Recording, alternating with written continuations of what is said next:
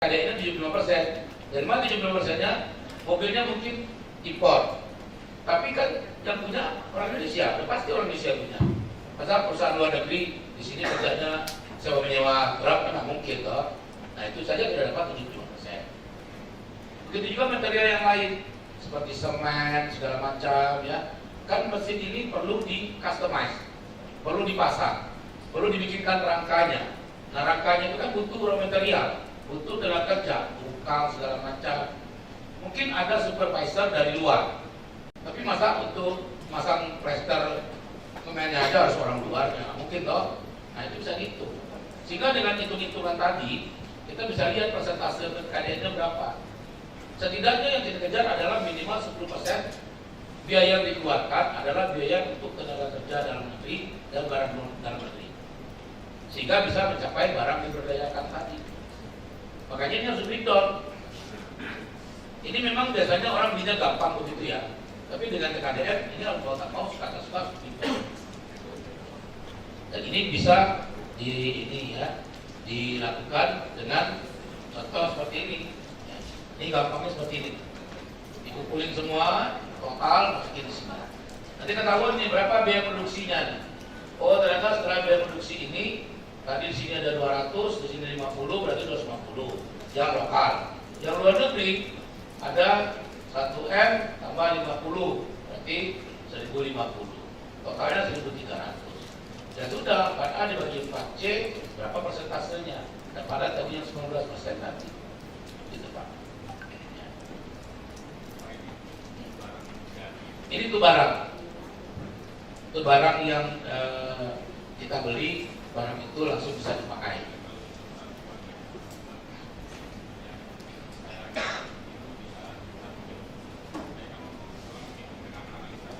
Ya, naiknya Mbak.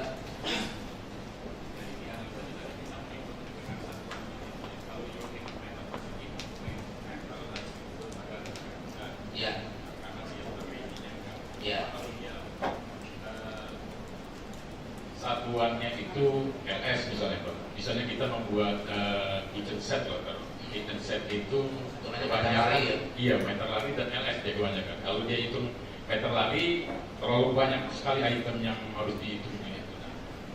Apakah kita untuk menentukan TKDN-nya itu bisa menggunakan yang penggunaan meter itu atau bagaimana? TKDN itu yang dilihat adalah barang materialnya Pak, bukan jumlah materialnya ya, tapi jenis barang materialnya. Jumlahnya itu hanya diperlukan untuk melihat total TKDN-nya. Ya Bapak bisa menggunakan meter lari, bisa menggunakan meter persegi, tergantung kebutuhannya. Seperti tadi bikin genset. Genset itu kalau meter persegi mungkin masuk ya, tapi kalau meter lari mungkin hitungannya masuk. Ya sudah, kan tetap komponennya sama. Yang dihitung itu adalah komponen dan biayanya berapa. Baru di total, baru di situ kelihatan TKDN-nya. Dan biasanya kalau produk-produk seperti itu masuk gabungan produk dan gabungan barang dan jasa. Nanti ada metodenya ada. Kalau ini masih kita bicara produk ya.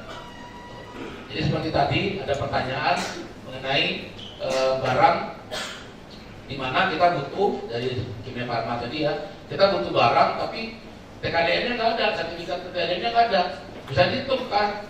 Untuk produk itu TKDN-nya bisa. Ya metodenya pakai ini. Ya, ini rumusnya. Nanti rinciannya bisa disesuaikan. Kenapa di sini dibikin umum? Karena setiap produk materialnya beda-beda.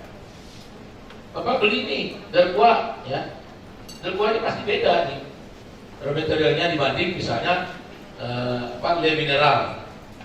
Nah itu semua item-itemnya harus gitu. Jadi di sini cuma dibicarakan umumnya, ya, kategori umumnya. Apapun materialnya bisa dihitung sesuai dengan jenis produknya atau jenis barang. Jadi sampai sini bisa ya menghitung TKDN barang ya. Apapun jenis barangnya bisa kita ini. Silakan.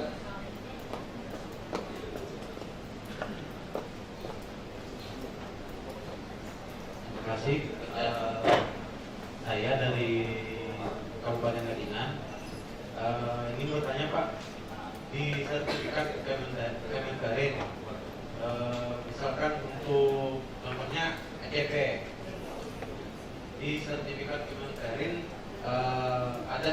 TKDN-nya. Cuma ada lebih dari satu bulan Ya, sertifikat TKDN-nya. Itu yang kita pakai yang mana ya Pak? kalau lebih dari satu, berarti kan kita punya kebebasan memilih. Dan Bapak Ibu ingat ya, penggunaan TKDN itu tentu sesuai dengan kebutuhannya kita. Ya. Kalau misalnya tadi saya sampaikan ada lebih dari satu produk yang sama yang punya sertifikat TKDN. Nanti kan kita mau milih yang mana? Metodenya apa? Kalau kita metodenya pengadaan langsung kan berarti boleh milih langsung. Kalau penunjukan langsung juga bisa milih langsung. Kalau tender atau seleksi, baik terbatas atau umum, maka harus diperbandingkan ya, mana yang lebih memenuhi persyaratan kita. Jadi itu nggak ada isu. Ya. Itu pemilihan satu merek atau membandingkan lebih dari satu merek itu tergantung dengan metode pemilihan penyedianya. Ya. Kalau e-purchasing, ya berarti kan kita bebas pilih mau milih yang mana. Ya. Dan setiap produk kan pasti punya keunggulan. Keunggulan-keunggulan itu yang menjadi dasar orang pengadaan dalam memilih. Apa keunggulan? Misalnya keunggulannya speknya sama nih, jenis barangnya sama, hitam putihnya pun sama.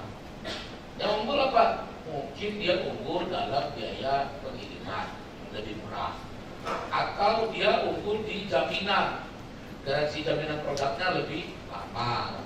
Jadi itu satu hal yang menjadi perhatian kita ketika kita memilih produk yang sama speknya, harganya sama. Ya.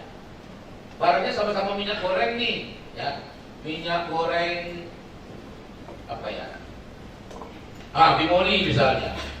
Minyak goreng Bimoli di Alfamart harganya 20.000 satu yang 1 liter itu, ya.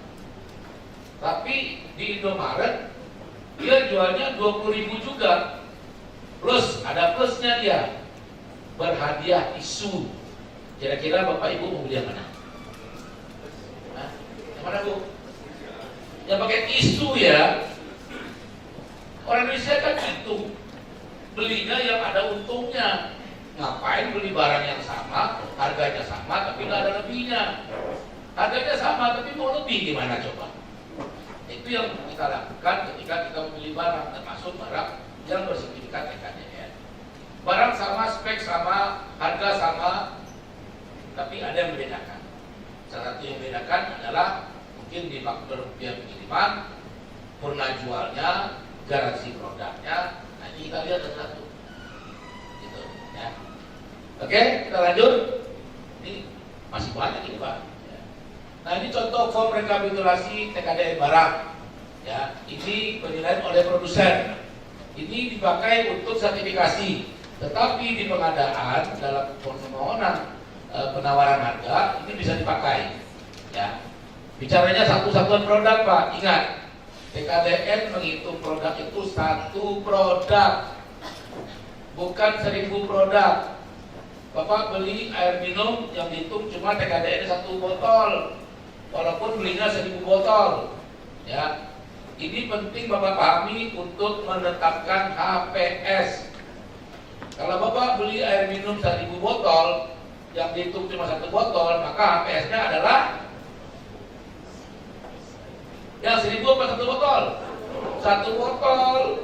Ini penting Bapak pahami lebih dulu, karena banyak ahli pengadaan yang tersesat dalam hal ini. Ya, ingat itu. Nah, namanya TKDN barang itu bicaranya 1 produk, walaupun Bapak Ibu belinya 1000 produk. Ya. Kalau 1000 produk Bapak hitung satu-satu, oh ini ada yang beda nih. Gimana tuh Pak? Padahal produknya sama, pabriknya sama, ada yang beda nih. Yang ini warnanya jatuh di kuningan nih. Jangan-jangan ada emasnya nih. Kita tahu waktu itu emas, karena mesinnya turun gitu kan. Ini adalah yang Bapak lihat ya sebagai dasar untuk disampaikan ke penyedia. Kalau form ini bisa disampaikan di dalam KK. Jadi ketika kita mensyaratkan TKDN terhadap satu produk barang, form ini bisa dipakai, suruh mereka isi sendiri. Bapak Ibu nggak perlu isi, ya. Dan ini form ini harus